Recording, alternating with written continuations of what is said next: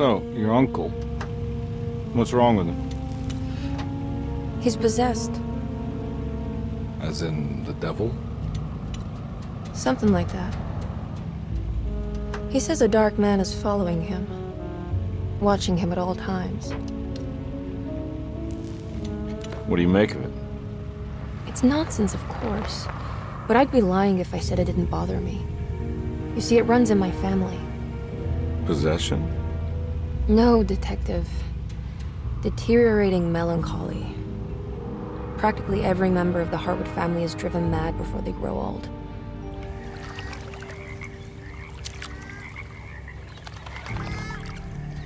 But Jeremy didn't kill himself. Is that why he's at Derceto?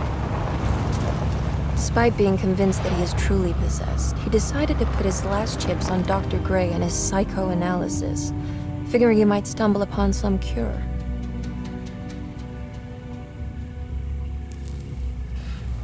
You mentioned the letter. I received a disturbing letter from Jeremy accusing the staff and all the other patients of being involved in some cult. And now they are also out to get him. Could it be real? Or is it all just in his head? It's a story he tells himself, Mr. Carnby. Anything to avoid the truth. Which is? That we're all terribly insignificant. That people mean so very little to one another. That there is no one out to get Jeremy Hartwood because he isn't worth getting. Here we are.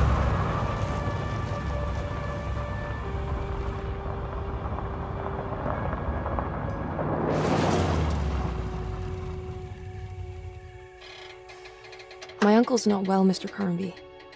I want to make sure he's all right. Then what's my part in this? You couldn't get a cab? I just wouldn't feel safe going alone.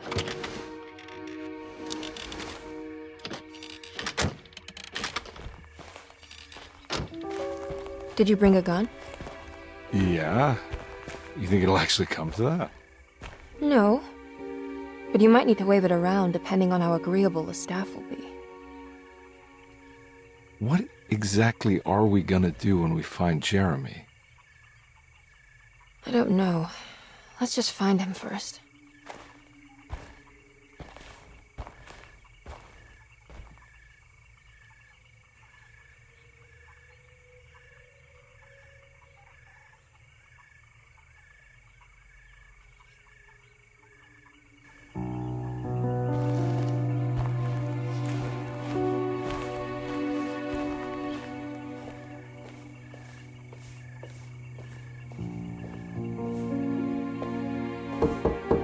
Hello?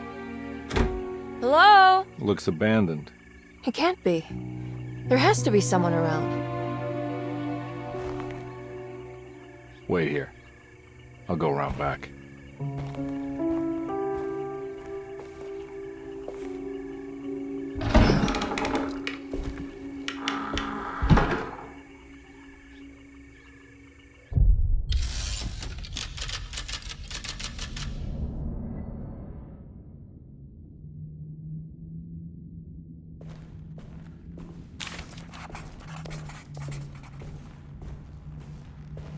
Derceto, the old plantation building, was ready to fall, but kept alive by some starry-eyed carpetbagger called Dr. Gray. Seeing how the staff couldn't even be bothered with answering the door, Detective Carnby figured they would just head inside and grab Jeremy. He just needed to open the front door for Emily first, so she could talk to her uncle.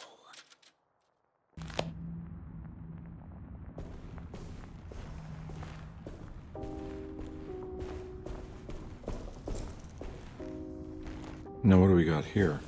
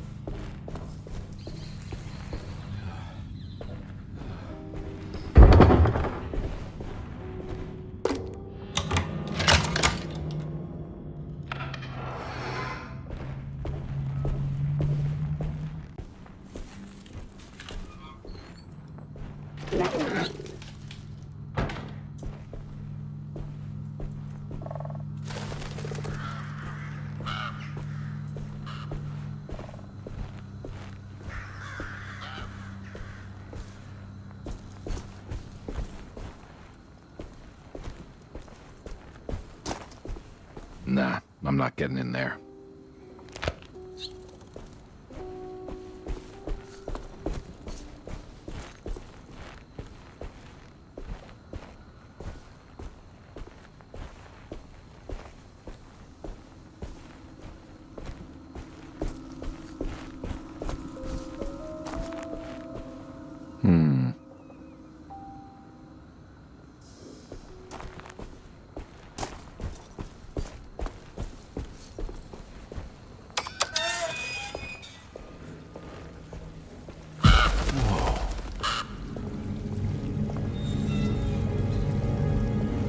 That's one big tree to fit inside a conservatory.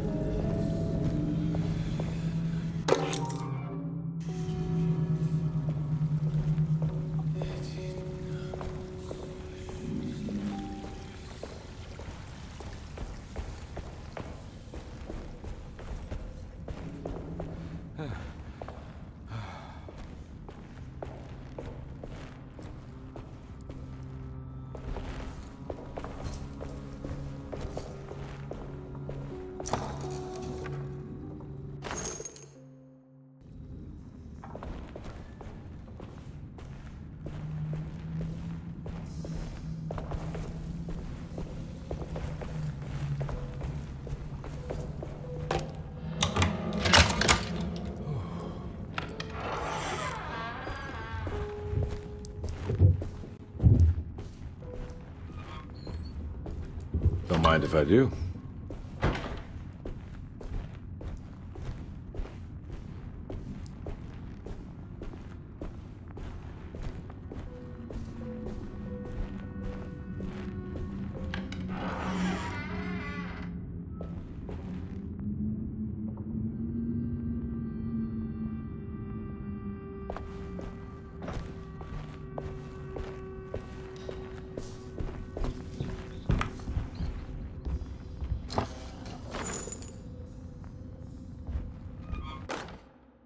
Every day your silence weighs a little heavier.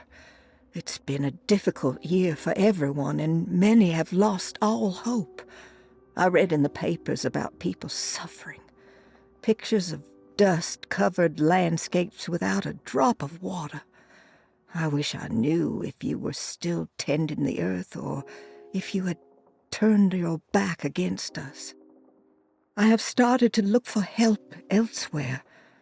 I pray you will tell me if I am going down a path that you find disagreeable. With help from Baptiste and Charlotte, I found comfort in the practice of the voodoo.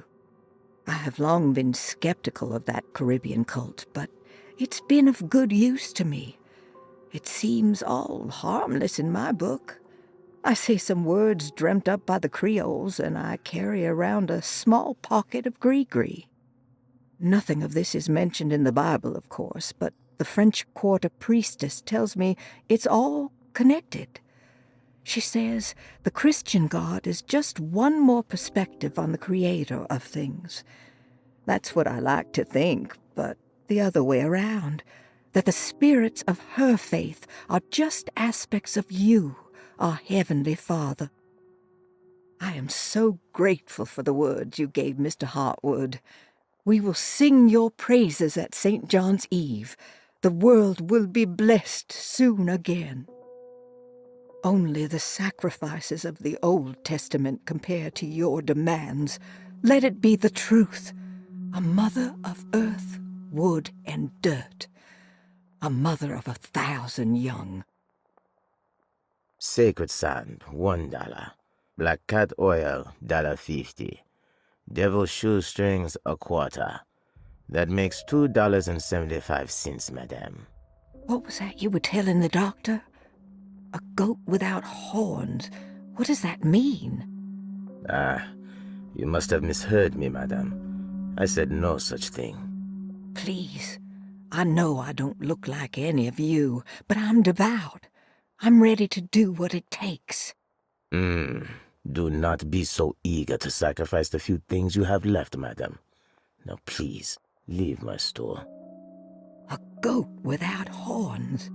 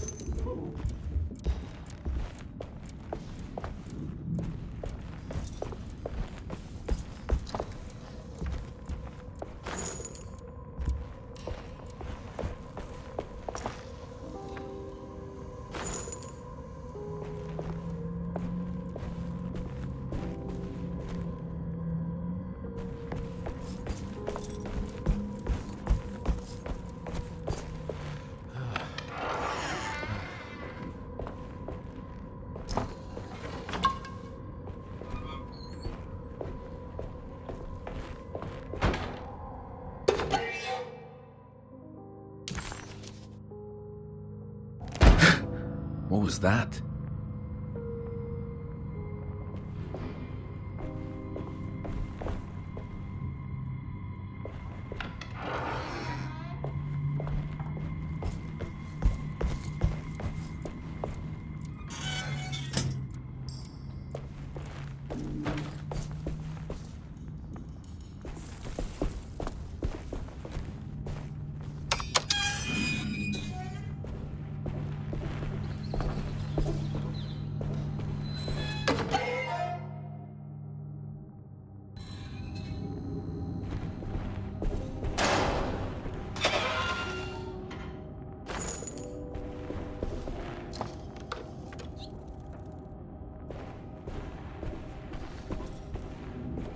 I need the key.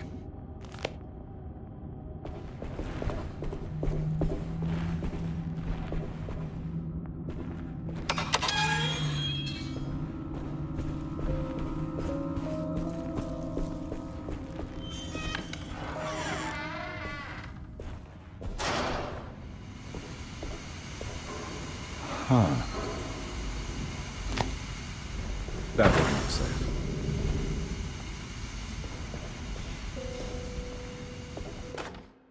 Please do not touch the boiler.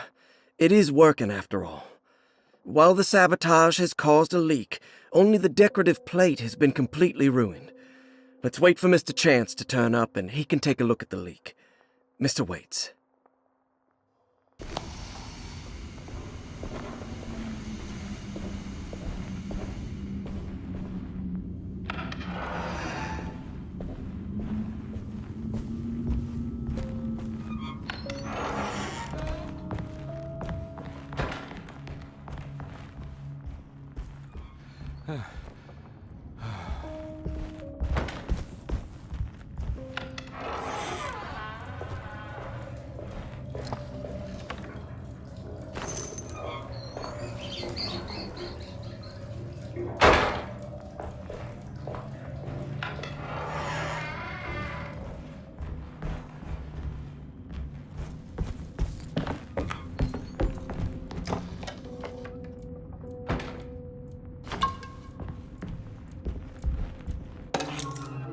Sunday, June 22nd. I spent all day looking for Jeremy. I should have cared for the others, but I'm scared that he will do something irreversible. Cassandra is upset that I didn't give her the latest shipment of pain medication that Waits brought from the post office yesterday. I would have given it to her, but the company didn't send a new key this time around, so the box is just sitting there on my desk. They must have figured we had plenty of their gimmicky keys by now. I only remember seeing one lately. Grace was playing with it inside the grand parlor. Unless it turns up by itself, it will have to wait. I have to figure out where Jeremy is. I think Jack knew something. That dog of his found a strange rot permeating the house. She's showing us, he said. Like those blots and streaks of fetid rot was talking to him.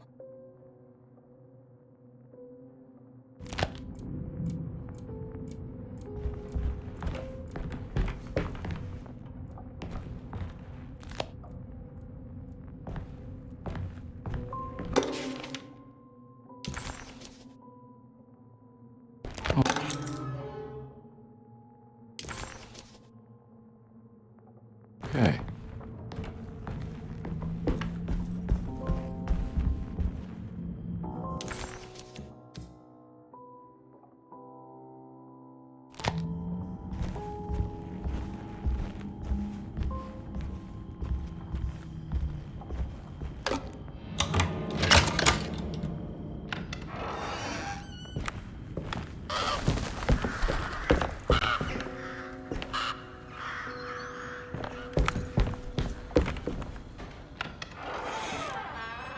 Oh.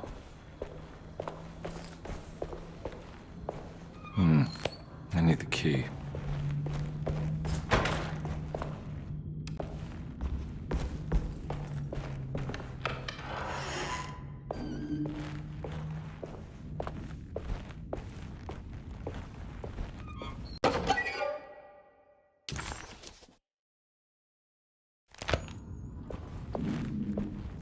I need the key.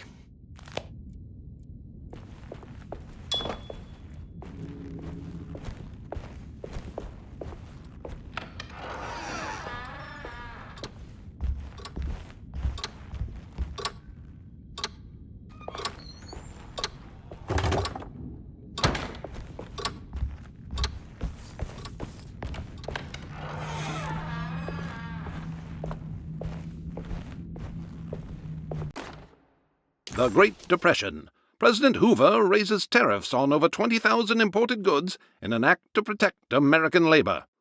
Following the collapse of the Wall Street stock market on October 24 last year, American industry has suffered greatly. Thousands of companies have gone bankrupt and left a large part of the American workforce unemployed. In an attempt to turn the tide, the Smoot-Hawley Tariff Act has been signed by President Herbert Hoover. By regulating commerce with foreign countries, the government hopes to encourage the industries of the United States to compete with cheap foreign imports. Superstition on rise. New Orleans voodoo stores and spiritual mediums see increased profit during troubled times. While the market has faced hard times ever since Black Thursday of last year, voodoo doctors and snake charmers see significant rise in number of customers. With the coming Eve of St. John on the 23rd, the police expect increased cult activity around Bayou St. John, the southern shore of Lake Pontchartrain. Voodoo rituals in that area on the Eve of St. John have a long tradition reaching back to the first snake worshippers brought as slaves from West Africa. During the 19th century, its practice was popularized by the legendary Marie Laveau, and has since been embraced by many of the Creoles and the surviving aristocracy of the French Quarter. Author seeks asylum. Rumors regarding author Cassandra Beauregard making Derceto her home verified. Derceto Hospital is an old plantation building on the eastern shores of Lake Pontchartrain. While often considered an asylum for the insane, residing Dr. Elmore Lee Gray prefers to think of it as a convalescent home, a place where you can go to rest. The patient list is kept secret, but thought to include many of the black sheep of wealthy families, because at Derceto, treatment does not come for free. Local author Cassandra Beauregard has now been confirmed by her own admission. She's been lauded as a powerful Creole voice and written many successful books. Lately it was reported from Hollywood that she has finished a moving picture manuscript titled Slaughter Gulch. That film is set to hit the theaters next year.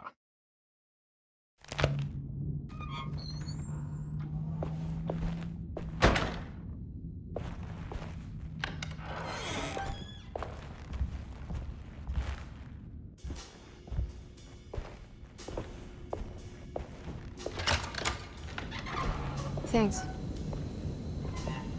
What are you doing? Who are you? Whoa, pardon me, excuse me. My name is Edward Carnby, private investigator. I hope you don't mind we let ourselves inside. I do mind. This is private property. You can't just barge in here. I'm sorry about all this, but I'm looking for my uncle. It's urgent, and no one was answering the door. We can't hear you knocking anymore. None of us can. Who is your uncle, darling? Jeremy. Am I right? She has that Hartwood gloom, doesn't she? That's right. I'm Emily Hartwood. I just came to make sure my uncle is all right. Well, he is unavailable right now. You will have to come back another day. Unavailable? How? Is he sleeping? We can wait. He's lost. Don't I know you from somewhere? Who's your man again, Miss Hartwood? My name's Edward Carnby, private investigator. Splendid. Enough! All of you! Get back to your rooms! McCarthy, keep your eyes on the child. And you two, please leave immediately. Look, we're not here to cause any trouble. Just let us see the old man, satisfy the curiosity of my client here, and we'll be off. Jeremy has gone missing. There's no need to worry, but it might be some time before he turns up. The whole staff is looking for him. What? He ran off? I don't have time for any of this. Please, come back tomorrow. All right, in that case, we'll just wait in his room. You don't mind, do you? It's upstairs, right? Wait, you can't. Don't worry, we'll be discreet. In the corridor. It's the first door on your left. I'll tell Dr. Gray you're here. Excellent. Thank you, madam.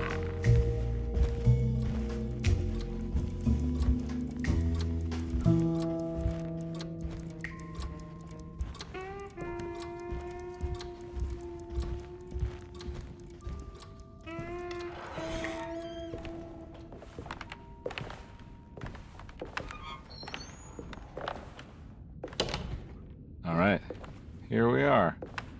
Let's look around. See if we can dig up any clues.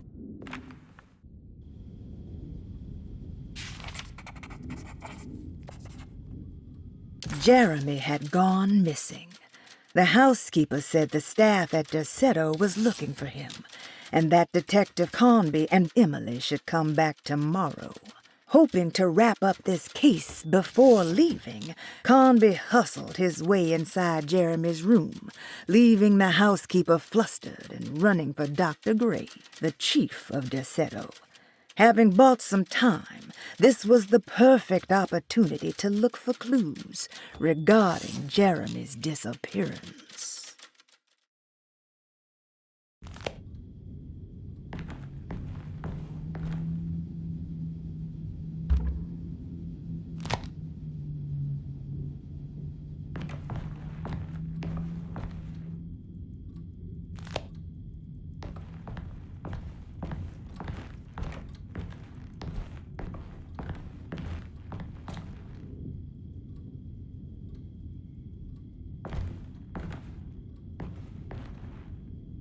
Anything important I should look out for? Did he keep a diary? Not that I know of, but it wouldn't surprise me. Quite the artist, your uncle. Paintings, sculptures. I don't know much about modern art, but he seems dedicated. Jeremy is a fairly well-known landscape painter in New Orleans. You've probably seen more of his work than you realize.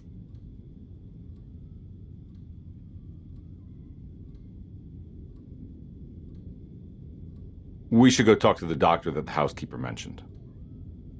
Dr. Gray? I suppose. Let's just do a little more digging first, okay? Sure, no rush.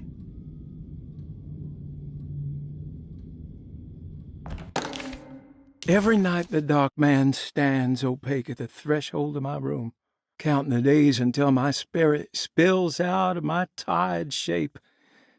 Only his pallid mask shelters my remaining sanity.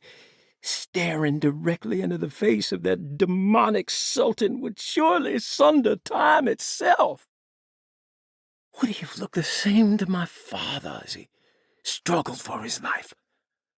Does his veiled face haunt my niece quite the same way? I wish so that I could rest my soul in that sunburnt convent of Tarawea. Would I find you there, Juan? Or Senora Perosi? Back from the beyond. Every night I hide from him, moving from one misshapen memory to another. Scenes conjured out of fantasy and delirium. Places I struggle to even paint. I wish I understood your death, Senora.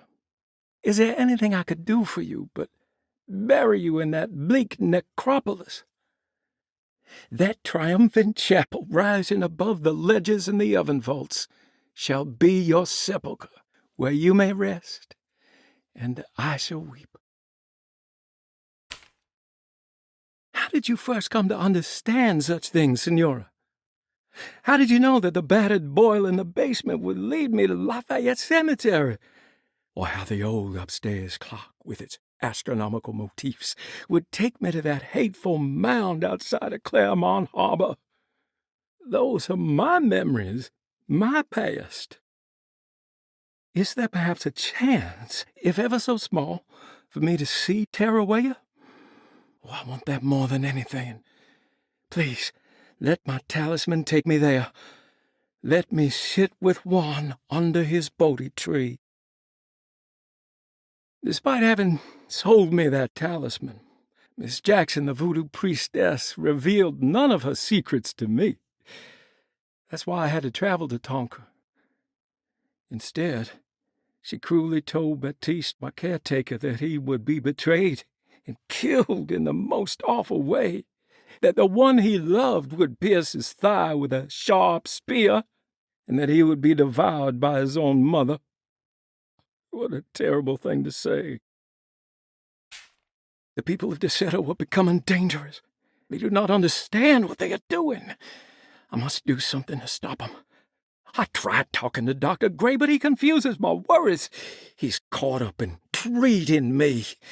How can he expect evil to be cured with medicine and conversation? The orderlies, the housekeeper, and the patients are all deranged. They will call upon evil to enter this world. All will be lost. Everything. Unless I can find the clerk, Mr. Waite. He seems to be a clear-thinking man. Maybe Beauregard. The dark man offered me a prison, and I accepted. I signed that miscarried contract and entered the dark pact. Everyone is safe, except for me.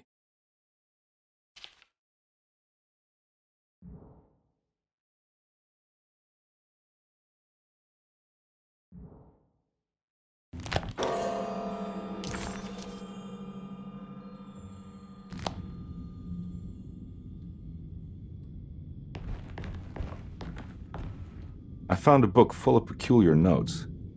Have you heard of something called Tarawaya? No. What's that? I might be reading too much into this, but I think it's the place he wants to go to. Oh, okay. Sounds like a clue.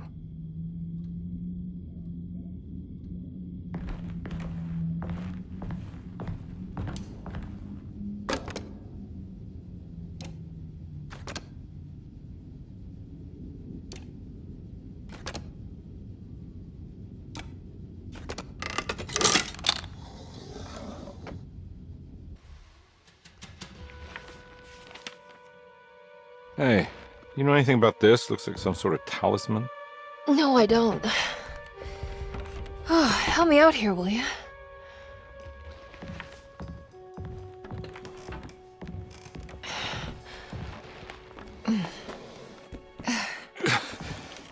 I would have killed a guy to throw some of this stuff out.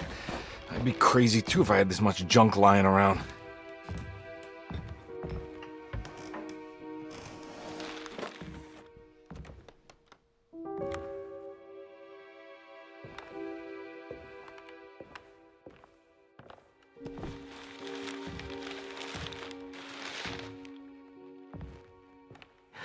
Oh, wow. That's striking. I want to save this one.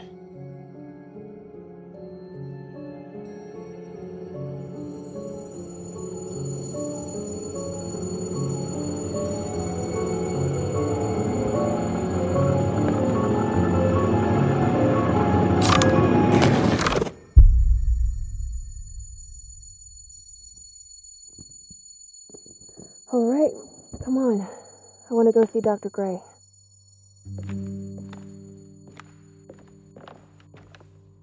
Come on, let's go.